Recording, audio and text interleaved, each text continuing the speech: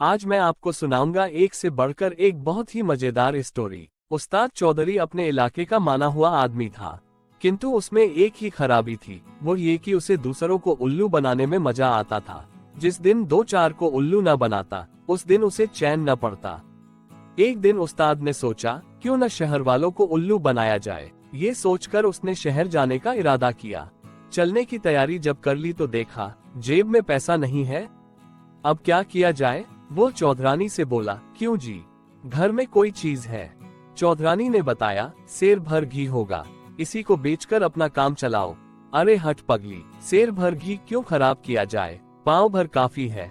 उस्ताद ने एक मटकी में गले तक मिट्टी भर ली और ऊपर से पाँव भर घी थोप दिया। मटकी घी से भरी भरी दिखने लगी।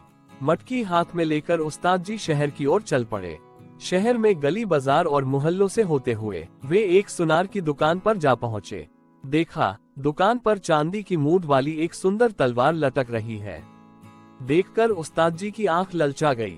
वाह क्या चीज है, सोचा बात करनी चाहिए, सौदा पट जाए तो मजा आ जाएगा। मटकी को दुकान के आगे रखते हुए पूछा, भाई लाला, तलवार कितने की होगी? अपनी गंजी खोपड़ी को खुजलाते हुए लाला जी बोले, तलवार तो सस्ती है, लेकिन तुम कहाँ से आए हो और इस मटके में क्या है? मैं गांव से आया हूँ लाला। इस मटके में गांव का घी है, एकदम शुद्ध और ताज़ा घी। घी देखकर लाला के मुंह से लार टपक पड़ी। बोला, देखो चौधरी, ये तलवार भी शुद्ध चांदी की है, इसे बनाने में भी बहुत पैसा लगा है, पर मैं देखता हूँ कि तलवार तुम्हें बहुत पसंद है तो ले लो, तुम्हारे इस घी के बदले में मैं अपनी तलवार तुम्हें देता हूँ। चौधरी को उम्मीद न थी कि सौदा इतना सस्ता पड़ जाएगा। उसने तलवार को म्यान से निकाला और खूब अच्छी तरह देखभाल कर फिर म्यान में खोंस दी। इस सौदे के कारण दोनों की जान पहचान हो गई।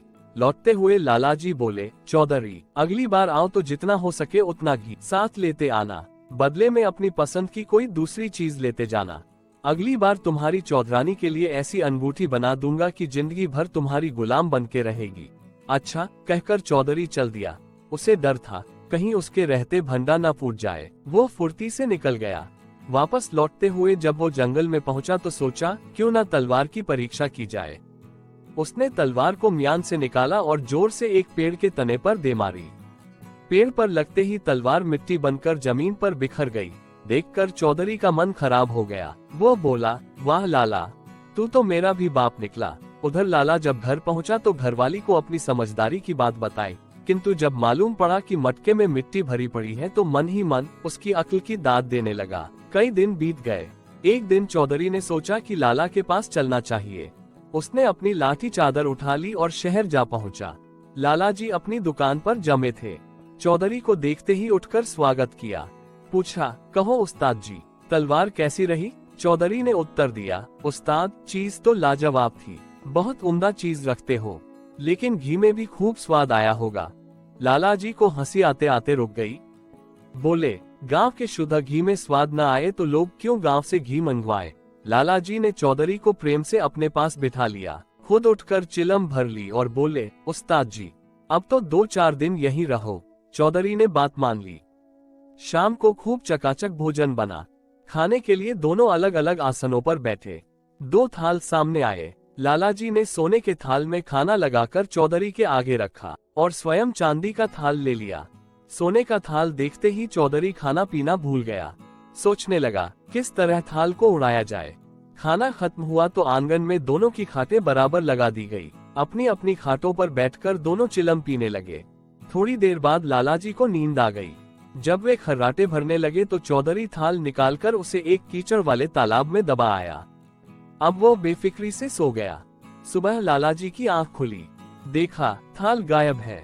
जालिम ने कमाल कर दिया, रातों रात काम बना लिया। चौधरी के जूतों पर तालाब का कीचड़ लगा देख समझते देर न लगी कि थाल तालाब के कीचड़ में दबाया गया है।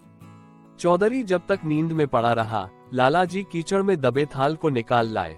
सुबह आंख खुलने पर चौधरी ने वापस लौटने की जल्दबाजी की। बोला, मुझे आज जल्दी ही चले जाना था, लेकिन आंख खुली नहीं। कोई बात नहीं, खाना खाकर चले जाना, कहकर लाला जी ने उसे रोक लिया। दिन में जब दोपहर के खाने पर चौधरी ने सोने का थाल अपने आगे पाया तो उसकी आंखें खुल गई। लाला तो बहुत धनवान मालूम पड़ता है। बोला, लाला जी, आपके पास तो ऐसे कई थाल होंगे? ना, एक ही थाल है, वो भी बहुत पुराना हो चुका है। लाला का उत्तर सुनकर चौधरी ताड़ गया कि लाला भी कम उस्ताद नहीं है। वो रातों रात थाल तालाब से निकाल लाया है। उसके चेहरे पर थाल के निकल जाने का दुख था, लेकिन अपना दुख उसने जाहिर न होने दिया। खाना खाने के बाद दोनों ने प्रेम से हुक्का पिया। अब वे एक दूसरे को अच्छी तरह जान गए थे। थोड़ी देर बाद लाला जी चौधरी से बोले, उस्ताद, भलाई इसी में है कि हम आपस में मिलकर काम करें। कहीं परदेश चले जाएंगे तो कुछ कमा ही लेंगे। तुम्हारी और हमारी अक्ल भी एक जैसी है, इसलिए हम बड़े बड़े काम आसानी से कर सकते हैं। सोच विचार कर चौधरी बोला, मंजूर है। हम लोग कहीं दूर देश चलें, जहां कोई हमें न जानता हो। बात पक्की हो गई और अगले ही दिन दोनों परदेश के लिए निकल पड़े। चौथे दिन वे एक नवाब की रियासत में जा पहुंचे। मालूम हुआ कि रियासत के नवाब की 10 दिन पहले मृत्यु हो चुकी है और सारे शहर में मातम छाया हुआ है। दोनों मित्रों ने इस वातावरण से फायदा उठाने की सोची। नवाब के संबंध में पूरी जानकारी लेने के बाद उन्होंने वेश बदल लिया। लालाजी भारी भरकम शरीर के थे। साहूकार की वेशभूषा पहनकर वे साहूकार बन गए और चौधरी कान में पेंसिल खोंचकर उनका मुनीम बन गया। कागजों का एक बंडल लाल बस्ते में लपेटकर वो सेठ जी के साथ दरबार में जा धमका। आज नवाब का मृत्यु भोज दिया जा रहा था। दरबार में मुल्ला मौलवी और दूसरे कई लोग इकट्ठे हुए थे। साहूकार को दरबार में आया देख सभी ने उनकी आव भगत की। कुछ देर शांति से बैठने के बाद मुनीम जी ने बड़े मौलवी से पूछा, नवाब साहब कहीं बाहर गए हैं क्या? मुनीम की बात सुनकर मौलवी उदास हो बोला, अमा मुनीम जी, नवाब साहब तो खुदा को प्यारे हो गए। आज उनका मृत्यु भोज दिया जा रहा है। मौलवी की बात सुनकर उन दोनों ने ऐसी सूरत बना ली मानो उनका कुछ छीन लिया गया हो। साहूकार तो बेहोश ही हो गए। उसकी ये दशा देख दरबार में खलबली मच गई। रोना धोना शुरू हो गया। तभी नवाब का बड़ा लड़का वहां आ पहुंचा। मुनीम ने बताया कि 10 वर्ष पहले नवाब साहब ने सेठ जी से 10,000 रुपये लिए थे। दोस्ती के नाते लिखा पढ़ी कुछ नहीं की थी, इसलिए सेठ जी बेहोश हो गए हैं। ये सुनकर दरबारियों को आश्चर्य हुआ। ठंडा पानी मंगाकर सेठ जी के सिर पर डाला गया। उन्हें होश में लाने की कोशिश की गई। होश में आकर सेठ ने एक बार आंख खोली और जोर से चिल्लाए, नवाब साहब, मेरे 10,000 रुपये। हाय 10,000, यहाँ नहीं तो जन्नत में आकर तुमसे ले लूंगा, कहकर वे फिर बेहोश हो गए। देखकर मौलवियों ने सोचा, ये बनिए की जात, कहीं पैसे के पीछे जान दे दी तो आफत खड़ी हो जाएगी। नवाब साहब का लड़का भी घबराया, बोला, खुदा के लिए सेठ की जान बचाओ, मौत का दाग हमारे माथे पर न लग जाए। मैं अभी सारी रकम चुकता कर दूंगा। सेठ को होश में लाया गया। पूछा, सेठ जी, आपके पास कोई सबूत है कि मेरे वालिद ने आपसे 10,000 रुपये लिए थे? लड़के की बात सुनकर सेठ बोला, सबूत तो कोई नहीं, किंतु यदि मैं सच्चा हूँ तो नवाब साहब की कब्र पर चलो, नवाब साहब खुद बोलेंगे कि रुपये लिए हैं या नहीं। सबने सेठ की बात मान ली।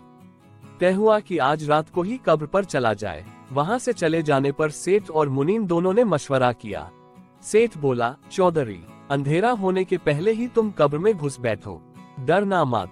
नवाब का लड़का जब नवाब से पूछे तब ठीक ठीक जवाब देना।